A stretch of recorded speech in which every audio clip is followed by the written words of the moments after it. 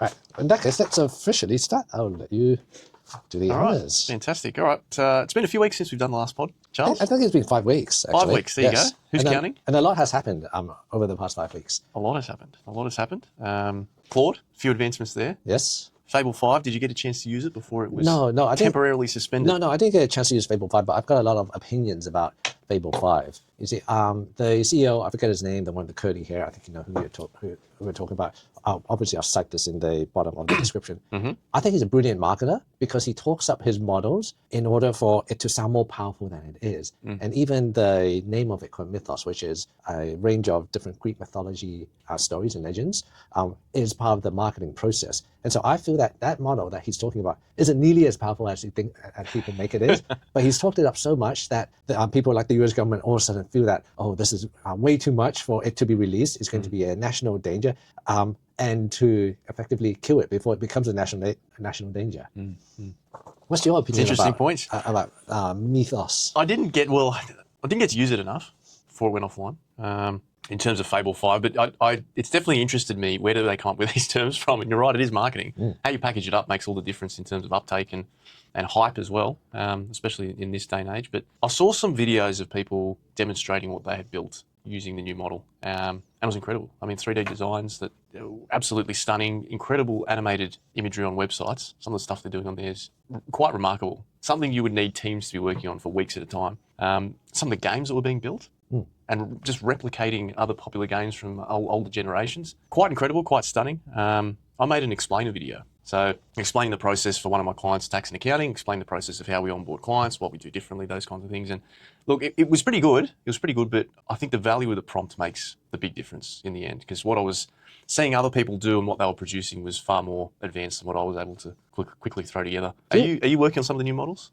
No, because of we don't need a model that's that advanced, to be honest, for ourselves. When it comes to advertising marketing, it's come to the point where the image generation, the video generation is already really good. For most people, you can't actually tell the difference between something that's generated by AI or not already as it is. And the key difference right now, for the images that are clearly AI or borderline, you can kind of identify AI, it really is the prompt generation. Are you prompting it in a well enough manner? That's the differentiator, not the technology. Yep. And so because of that, I feel that the advances in AI, it feels to me that Claude, GPT, and all the others, they are literally looking for industries and problems to solve with each additional powerful model. In this case, it seems like the Claude one has got firmly in the sights of the gaming industry, the really, really hard to make graphics, and they're knocking that down over. And the next one possibly will be the medical imaging industry, and they're moving one from another. But one of the models that would have been quite interesting, and that would affect you a lot more, especially at client, would be the one where they have, I think it's an accounting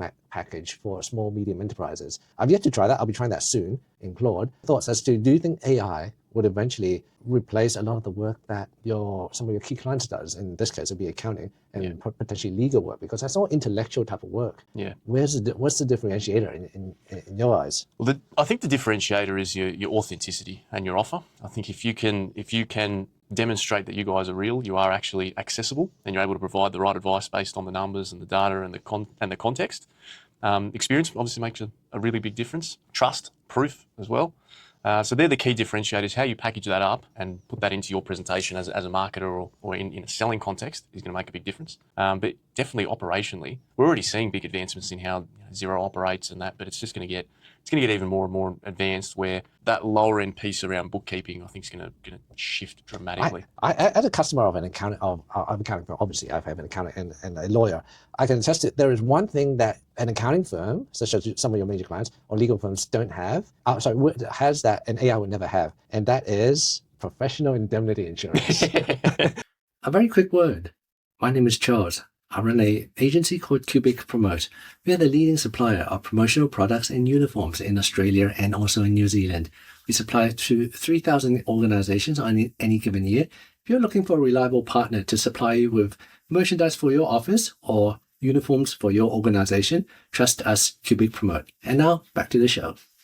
And for me, that's a big piece. Peace of mind. Because if something goes wrong, I know you boys and girls have professional indemnity insurance, and I could go after you. Exactly. So if Claude gives me bad advice and if it hallucinates or GPT or whatever, then there's no recourse, is there? Exactly it's right. buyer beware. Exactly And, right. and so if you're not using that as a marketing angle, maybe that might be a marketing angle, because that certainly would appeal to me. Yeah. If I saw, okay, AI could do the same thing as an accounting firm, but the advice, if it's wrong, it's wrong. Yeah, PI is a big piece for me. And it talks to a lot of what we're seeing in the market around, so in the accounting space, what we're seeing in the market around, messaging around tax minimisation is very important. Like that definitely resonates with people. You want to reduce your tax bill where you can and not overpay. But at the same time, being able to protect your wealth is so important. Being able to protect your wealth, being able to protect your peace of mind, they go hand in hand. Yeah. And then protecting your lifestyle, protecting how you sleep at night. Yeah. All those kinds of things are a knock-on effect of what your accountant can do for you. Yeah. And what a good accountant should be doing for you is giving you that peace of mind where you go, this is taken care of. I know that if there is a problem, I can pursue it in a way that I need to. Like most industries, you feel that AI, just narrowing in on the accounting industry, that it hollows out the middle, and possibly even the lower end players where they possibly are not as strong. For example, maybe their advice is not as strong, maybe they don't have as many customer testimonials, and then over time, you see the really cream of the crop rise up, and the cream of the crop, because they've risen up, they could charge more fees. Do you see that happening? Yeah, definitely. And because they've risen up, they can invest more in technology. They can take on more clients. They can streamline their process. And you're right, at the end of the day, they can offer that advisory piece to more clients, or a wider breadth of clients, and invest heavier in that space. And yeah, it's going to be interesting, that whole hollowing out piece, because I think a lot of industries are going to be heavily impacted, and what that pathway is from junior to senior, what that looks like, and how someone at a junior level can... You mean junior level accountant or junior level accounting firm? Well, junior level accountant even, and I think it'll be the same across a lot of industries. Yeah. Any sort of finance professional, any sort of legal professional, because a lot of the research piece, that's right, yeah. A lot of that research piece can be accelerated within moments. Yeah. And you can find the information that you need tapping away at the computer in real time. You don't need someone to go and search for that. Yeah. So it's a bit concerning in a way for my children one day and that kind of thing. I heard a Really story a while ago where the UK taxis in Britain, they used to be they still are, these very prestigious black vehicles that drive around with taxi sign on top, and it used to be a very prestigious job, because these taxi drivers, they needed to be well presented, communicate well, but that's very neither here nor there. The key thing was they really memorized the map of London, England, and that became intellectual property, and that was the moat to their business. Not everyone could become a taxi driver because of that piece of information, and they did it well. They really memorized the streets and how to get to point A to point B as fast as you can. Then fast forward, two things happened technology-wise. Number one, you had your GPS systems, and all of a sudden it devalued that piece as a intellectual property piece.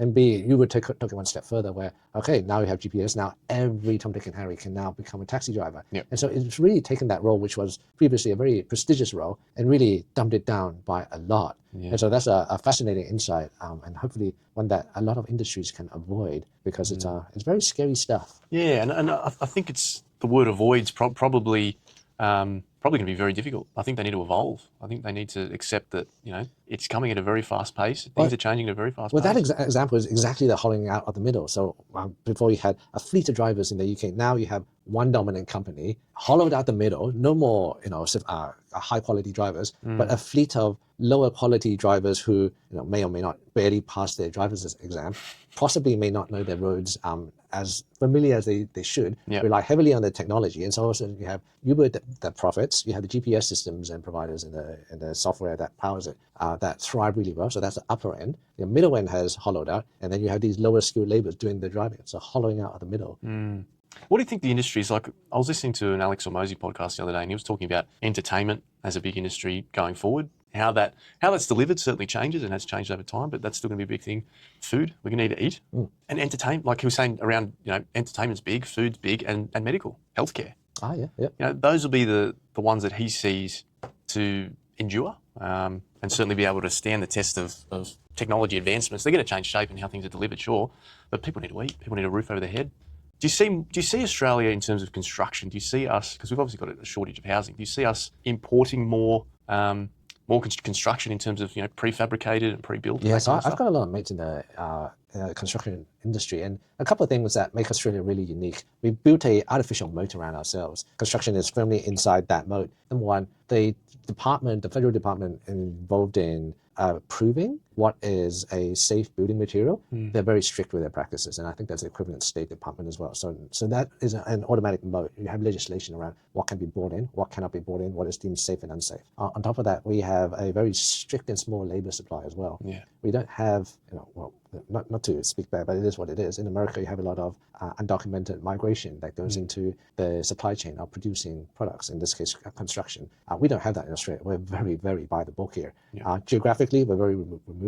That is a physical moat. You simply cannot reach this country safely in any meaningfully large numbers. Yeah. And on top of that, our unions, and they're very powerful in this country. Yeah. So I feel that there are a lot of industries, despite the advancements that are happening around the world when it comes to AI, in this case, physical buildings and dwellings, they're never going to really make a big impact here because of a combination of federal factors, Yep.